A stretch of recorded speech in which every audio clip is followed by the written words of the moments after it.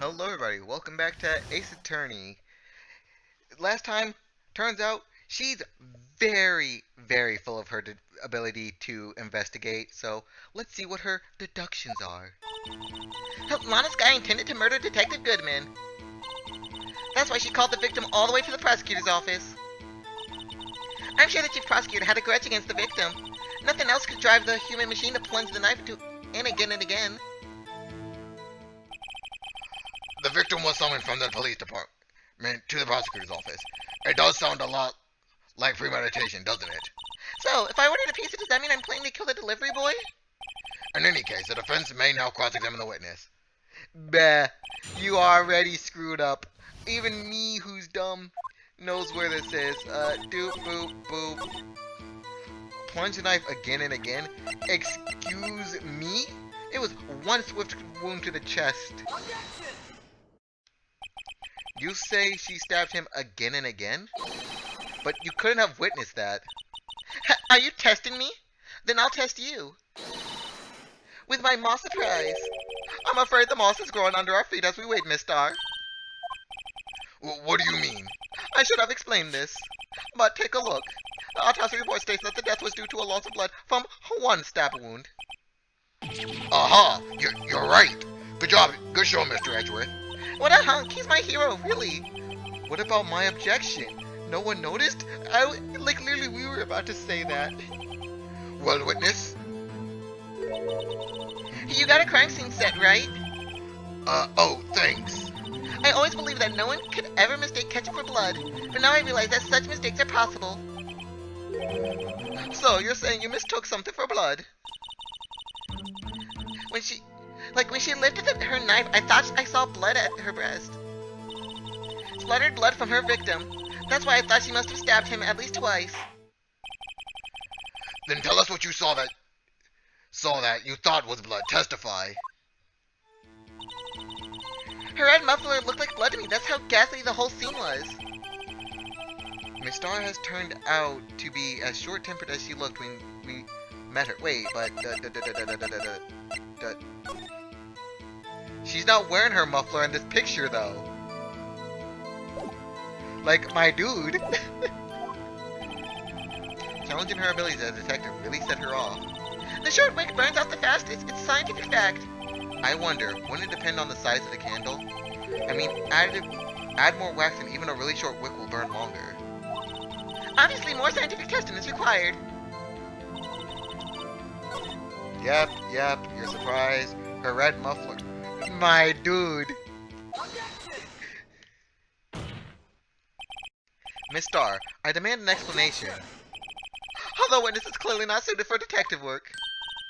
Well, what?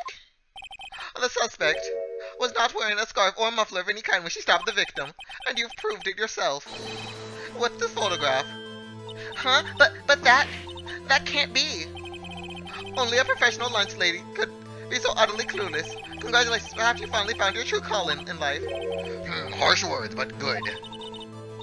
In the end, Mr. Edgeworth prevails. What was my objection? Chopped liver? But it was there, a scarf. No, not that, but something red. Really? Well now, where were we? This witness has given us an entertaining interlude, but back to business. What? Very well, witness, continue your testimony. You saw at the crime scene and apprehended the suspect. Tell us about that. Very well. I do remember some things accurately, at least. Ultimately, we couldn't shake the most important part of her testimony. The most important part? The part where your sister stabs the victim. The next testimony might just be the moment of truth. Apprehending the suspect. After the murder, the suspect attempted to run behind the partition off to her side. I quickly caught her and explained her rights to her and arrested her on the spot. Ah, yes, when I arrested her, she mentioned the muffler. That's what had me confused in my earlier testimony. The chief prosecutor made to escape, but against Angel Star, resistance is futile. You are quite determined about this scarf, aren't you? I strike like a snake and bite like a cobra. That's me, Angel Star. That wasn't very good metaphor. First of all, a cobra is a kind of snake. Don't bother me with the details unless you want to get bitten. No thanks. Note to self, Mr. Wright is weak against poisonous snake bites. I think most people are weak against poisonous snake bites, madam. So, like the chief prosecutor tried to resist, but her efforts were in vain. She knocked her hands aside, kicked over an oil drum. Uh, an oil drum? Hard to imagine. Oh, she's beautiful but deadly. A predator, this one. A leper woman. A roar. Very well, Mr. Wright. Your cross-examination, if you will. Okay, so first, look at our evidence, see what we could present.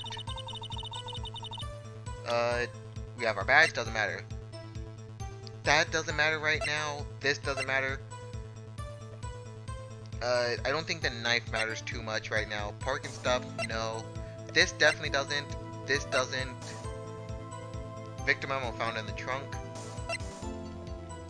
Property, so the phone was made then. Okay, let's press on everything then. So, where is this partition on the floor plan? I'm sure she means the wall next to the car. That's right. There was a wall there, about 6 feet high. She was obviously trying to hide herself. Oh, wrong voice. Quite a natural thing for a criminal to do. And what did you do then? You say quickly. Were you close to the suspect? As I just said, I was only 30 feet from her the whole time. Maybe I should press for more detail. Not press her, there's a big wall in the way. I like to see this on the floor plan just to be safe. The Lunchland car was... She was a visitor, thus she was parked in B block. So you witnessed the murder from here. That would make you about 30 feet from the car, yes? Is that correct, Miss Starr? Yes, that's right. But there was a chain link fence in front of you. I went over it, of course. Amazing. The car of Queen Leslie the athlete, indeed. It would have taken her a little time to climb over the fence. So she couldn't have gotten to my sister that fast. Yeah, that fence was about 9 feet high, too. So how did Miss Guy not get away?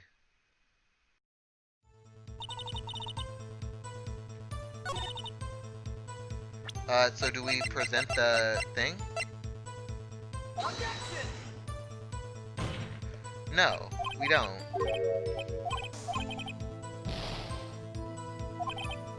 Like, we know why she didn't get away. It's because she didn't run. She was on the phone. Like, do we present one of these two? I'm gonna save just to be safe, because I don't want to just use up all my tries. Oh, we're back at the top. Okay, yep, save. And, you know, I guess we might as well press on this first off. You say quickly. Will you oh, right, we just... leave her alone. We don't need to go through the whole ordeal again. I guess I should just look at the picture to find out. Very well, you may continue with your testimony. Look at the picture. Not the floor plan. I don't see what this picture's supposed to help with. It was in that she mentioned her muffler. She mentioned the muffler? What exactly did she say? If I remember exactly, I would have told you in my testimony. Cheeky. Anyway, all I heard her say was the word muffler. Just that one word? So, what you heard wasn't the suspect talking to you, but to someone else? Yes, the chief prosecutor was talking on her phone. Her phone? She can't mean... Ask further. By phone, do you mean this cell phone discovered at the crime scene? Yes, like ultimately. Ultimately? My memory. It's like a Salmon heading upstream, you see. No, the court doesn't see, Miss Starr. The chief prosecutor first attempted to use the phone hanging on the wall. On the wall? That's right. Near the car, there was an emergency phone on the wall. Apparently it was out of order. And so she used her cell phone. Indeed, the emergency phone was out of order that day. Good witnessing, witness. Good witnessing? Whatever happened to good testifying? You should, of course, add this to your testimony. The thing I do to please the rookie defense attorney. The word muffler was heard during a call made to Emma at 518. Uh, d- mm, doubt? Like, excuse me? Miss Starr, I have to conclude that you have a personal grudge against Miss Lana Sky. Although witness is a former detective, her testimony is unmarred by personal bias. Well, who would have thought that you would be my knight in shining armor, prosecutor? You who, together with the chief prosecutor, kicked me out 2 years ago. Well, Miss Starr, this is a fatal contradiction with your testimony. How do you explain this? I don't know what you're talking about. Mess with me and I'll make you cough it all up. Ahem. Let's look at the floor plans again, shall we? You said you witnessed the crime from this point. However, if that's true, you couldn't have possibly seen Miss Sky making that phone call. I believe you see what I'm getting at. That emergency phone was on the back seat of the partition. If indeed you were in B block, you couldn't have seen it. What? Okay, yeah, madam, like... Order, what is the meaning of this? It's simple, Your Honor. She's not coughing up lunch, she's coughing up lies. Grr. Oh, that is quite a claim, Mr. Wright. Perhaps you will allow me to question. Tell us exactly what lie the witness has told the court. Here's where the counterattack begins. I can't afford to get this wrong. The witness lied about where she saw it, or the order the other. Ooh, this is hard. I want to say where she saw it. This guy tried to use the emergency phone, but it was out of order. What is significant about this fact? Nothing. Therefore, it would be pointless for Miss Starr to lie about it. Pointless to lie, I see. But say the witness did actually see Miss Sky using the emergency phone. It would mean Miss Starr witnessed the crime from a different location. A different location? Now that's a pointless lie if I've ever heard one. Before you call my lie pointless, at least let me tell it.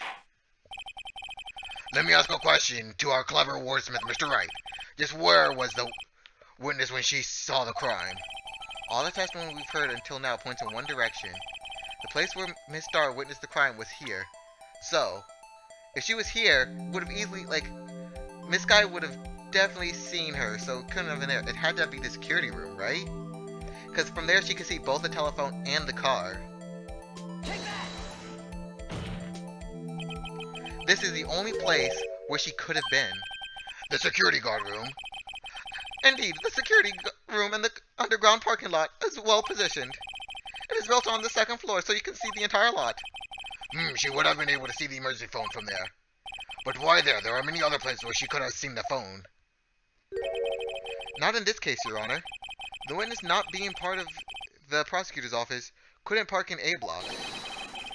The only place where she could have seen the crime and the back of the partition is here. I remember in your testimony you said you brought a lunch to your boyfriend in the security guard room, yes? Well, Miss Starr? Like, how many years have I been getting the better of men? To think that the tables could be turned. Today a man has got the better of Angel Starr. Order, witness. What have you done? You used to be a detective. You should know better. I'm not turning back. The guilty will be punished, and I will do what I must to make sure justice prevails. The guilty? Is she talking about Miss Sky? Mr. Wright, doesn't this strike you as odd? Why did Miss Sky lie? That doesn't make sense. Huh? She could have just said she saw the crime from the security guard station. It wouldn't change anything. Exactly. This photograph tells all. It was the defendant who stabbed the victim. That truth still stands. Objection, though. It still stands? I disagree, Mr. Edgeworth. What? If a witness is found to be lying, they're guilty of perjury. She knows this. She wouldn't risk that without a good reason. So tell us what her reason was, Mr. Wright. Huh? Me? Who else? Well, Mr. Wright, let's review what we know. Miss Starr witnessed the crime from the security guard station. But she lied and said she saw it from Block B. It must make a vital difference, but what would change? Angle of view of the crime, distance to the crime, distance to the crime. It changed the distance between her and the scene of the crime. Oh, my condolences, Mr. Wright. But one look at the plans and it's quite clear. The distance between the scene of the crime and the guard station is 30 feet. I don't see what would change what she could see. Aha! What she saw is not in question here. What matters is the time it will take her to reach the crime scene, the scene of the crime. Miss Starr, you witnessed the crime from the security guard station. Now, how long did it take you to go from there to the scene of the crime where you arrested Miss Sky? Well, witness? Yes? You ordered the squid wheels, right? The quality of my lunch has now gone from low to an edible. I was like bringing a PB&J lunch with fresh boysenberry jam to my boyfriend. Boysenberry for the boyfriend. He wasn't in the station, so I waited. I witnessed the crime from the glass-walled station.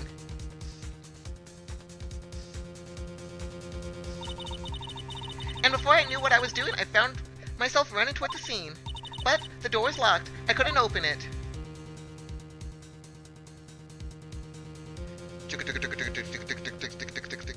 All the way across. Whoosh. That's why I had to go through the visitors parking in B block. That's quite a detour. It probably took me at least 5 minutes to get to the crime scene. For 5 minutes? This changes things considerably. But it was that woman over there in the defendant's chair who stabbed him. I know it. I have photographic evidence. I swear, I saw it on my finest plastic spork. You have a point, and the spork is a wonderful invention. Would you like another caviar lunch? Absolutely. Uh-oh. Mr. Wright, you have to do something. Do I have any evidence to stop this? Do we? So Edgeworth arrived at 5:12. The murder happened at what we believe to be 5:15. The phone call was made at 5:18, and the only word she heard was muffler. I want to say yes. Raise an objection. 5 minutes between the witnessing of the murder and the arrest. Think about it. You can make pasta in that amount of time. If you like it al dente. Ah, slightly hard pasta. I've got a lunchbox that ties into knots, rookie. A 5-minute blank. Isn't that strange? Strange? If you were a criminal, what would you do with 5 minutes, Your Honor? Well, I guess I'd flee the scene. Hey, don't get the wrong idea. I didn't kill anyone. But you have the instincts of a killer. You would run. But this time was different. Miss Guy dawdled at the scene of the crime. She even had her picture taken. Yes? I hope doing that didn't accidentally make my audio go all wonky, because I don't hear anything. No true criminal would act this way. It's inconceivable. Okay, no audio's still there. Well, and she's been caught again in the lie. Well then, it seems we've come to the end of this testimony. The witness has a grudge against the defendant and a blank in her testimony. Mr. Edgeworth, is the next witness ready to go? Unfortunately, I appear to have overestimated this witness on account of her professional history. We did it! We screwed that can shut, Mr. Wright. That was too close. I'm afraid that the Coffin Queen has been dethroned. And with that, court is adjourned. Yes!